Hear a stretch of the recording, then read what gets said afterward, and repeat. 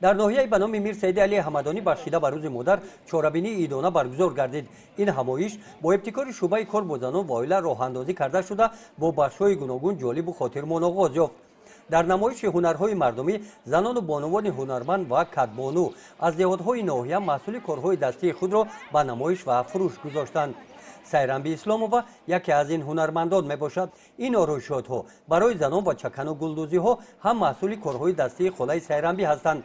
سیرنبی شکرانه دوران استقلالیت نموده میگوید که در این دوره هنرهای نیاگانمان از نو احیا گردیدند.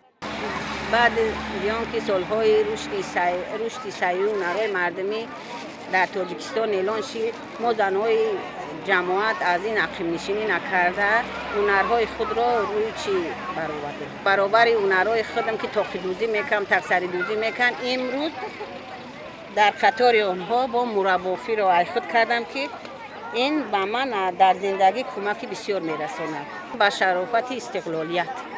سپس نمایندگان مقامات اجرایی حاکمیت دولتی ناحیه از نمایش هنرهای مردمی دیدن نموده در صحبت با هنرمندان عاید رشد منبع هنرهای دستی مصلحت و درخواست‌های بانوان هنرمند را به نوبت گرفتند.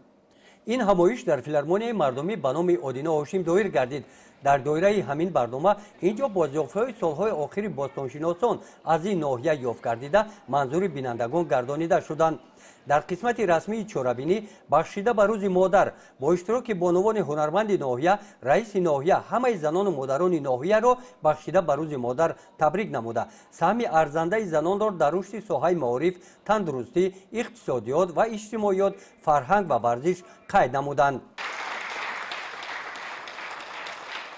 در قسمت فرهنگی چهاربینی هنرمندان فیلارمونی مردمی به نام آدینه هاشم با برنامه رنگین فرهنگی خاطر اشتراکچیان چهاربینی را باز هم بالیده گردانیدند.